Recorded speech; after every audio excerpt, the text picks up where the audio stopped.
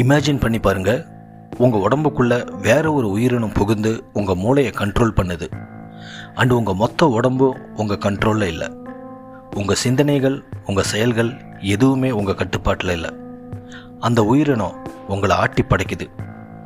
And நீங்கள் ஒரு கைபொம்மை மாதிரி அதோட எழுப்புக்கெல்லாம் ஆடுறீங்க. கேட்க ஏதோ ஒரு ஹாரர் மூவி கதை மாதிரி இருக்குல்ல, ஆனால் இது நிஜம். உண்மையிலேயே அப்படி ஒரு பேரசைட் இருக்குது. அண்ட் இன்றைக்கி நாம் அந்த மைண்ட் கண்ட்ரோலிங் பேரசைட்டை பற்றி தான் பார்க்க போகிறோம். ஸோ வாங்க வீடியோக்குள்ளே போகலாம்.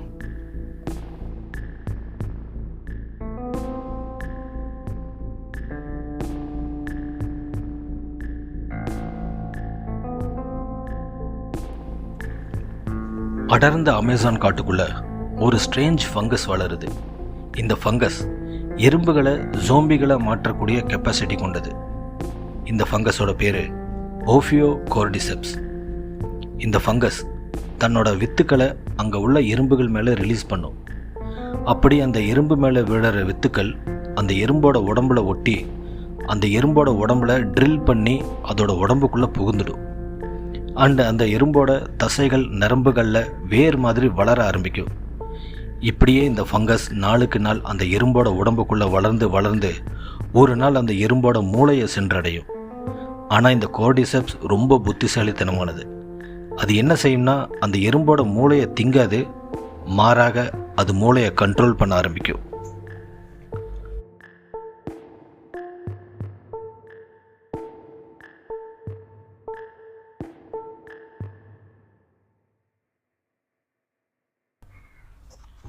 அந்த எறும்போட பிஹேவியர் சேஞ்ச் ஆக ஆரம்பிக்கும்.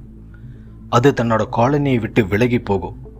அதோட மைண்ட் ஒரு கன்ஃபியூஸ்டு ஸ்டேட்டில் தள்ளப்பட்டிருக்கும்.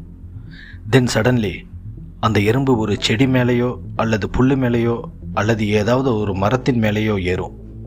ஒரு பர்ஃபெக்ட் ஸ்பாட்டை கிடைக்கிற வரைக்கும் அது கிளைம் பண்ணிக்கிட்டே இருக்கும். அப்படி ஒரு குறிப்பிட்ட இடத்தை தேர்ந்தெடுத்து அங்கே இருக்கிற இலையையோ அல்லது இலையின் தண்டையோ கடிக்கும். அண்ட் அதோட பற்கள் லாக் ஆகிடும். அப்படி லாக் ஆகும்போது அதனால் அசைய முடியாது. அண்ட் ஃபைனலி அந்த எறும்பு இறந்து போகும்.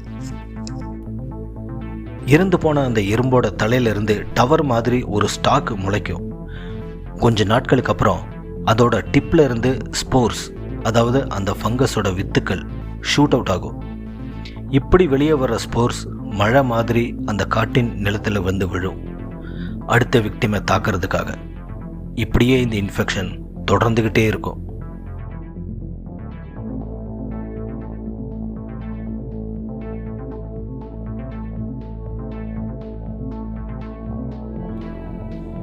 இப்படிப்பட்ட ஒரு கொடூர வேலையை செய்கிறது ஒரு மிருகமோ இல்லை ஒரு வைரஸோ கிடையாது. அது ஒரு ஃபங்கஸ், அதாவது பூஞ்சை. இது ஒரு தனிப்பட்ட ரகம். இதோட பேர் கார்டிசெப்ஸ். இந்த கார்டிசெப்ஸில் 600 வகையான கார்டிசெப்ஸ் உண்டு.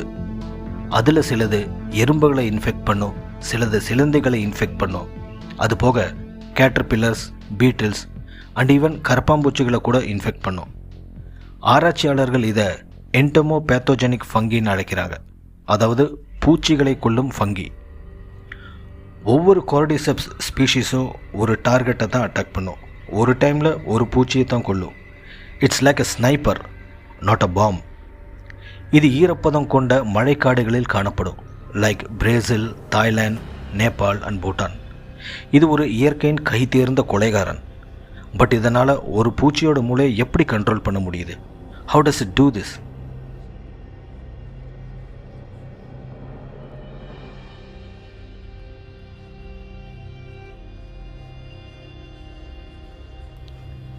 ஃபார் அ லாங் டைம் சயின்டிஸ்ட்டுகள் என்ன நினச்சிட்டு இருந்தாங்கன்னா, இந்த கார்டிசெப்ஸ் அந்த எறும்போட மூளையை கண்ட்ரோல் பண்ணுதுன்னு நினச்சிட்டு இருந்தாங்க. ஆனால் அப்படி கிடையாது. உண்மை என்னென்னா, கார்டிசெப்ஸ் பிரெயினை டச்சே பண்ணாது.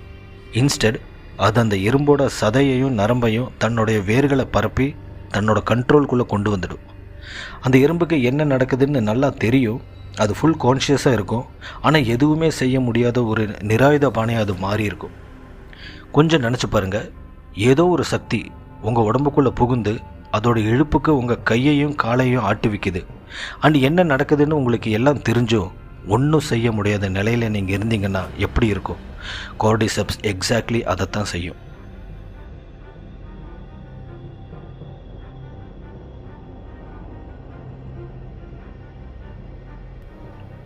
இந்த கதையில் கார்டிசெப்ஸ் தான் வில்லன்.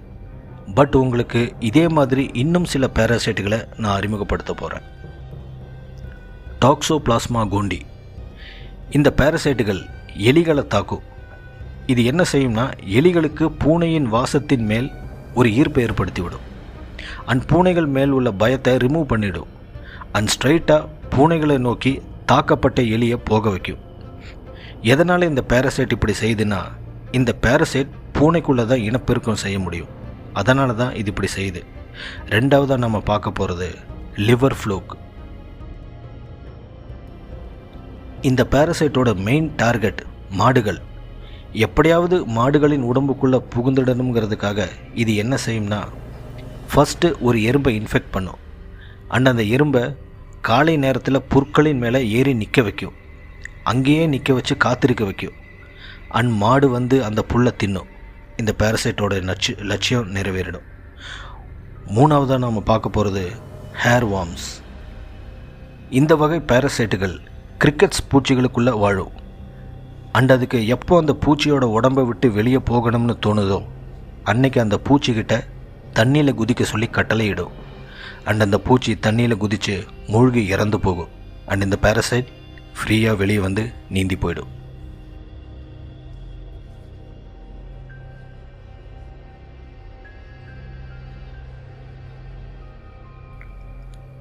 ஸோ இந்த சோ கால்டு கார்டிசெப்ஸ் மனிதர்களை அஃபெக்ட் பண்ணுமான்னு கேட்டால் அங்கே தான் ஒரு ட்விஸ்ட் இருக்குது.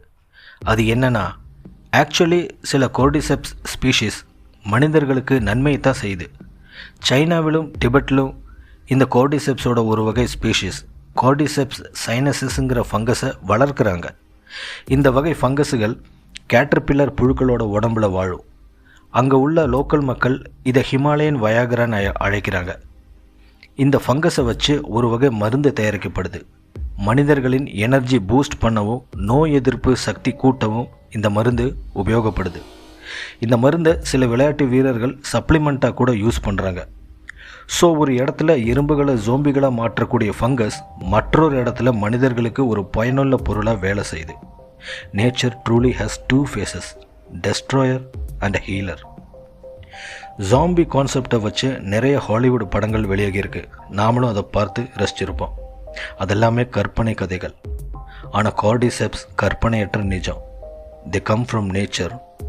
They live in the ground. They float in the air. And sometimes they take over your mind. Okay friends, cordyceps பற்றின கதை உங்களுக்கு பிடிச்சிருக்கும்னு நம்புகிறேன். இந்த வீடியோ உங்களுக்கு பிடிச்சிருந்தா கமெண்ட் பண்ணுங்கள், லைக் பண்ணுங்கள், உங்கள் ஃப்ரெண்ட்ஸ் அண்ட் ஃபேமிலிக்கு ஷேர் பண்ணுங்கள். அடுத்து வேறொரு வீடியோவில் நல்ல ஒரு கான்செப்டோடு உங்களை வந்து சந்திக்கிறேன். ஓகே, அது வரைக்கும் வணக்கம்.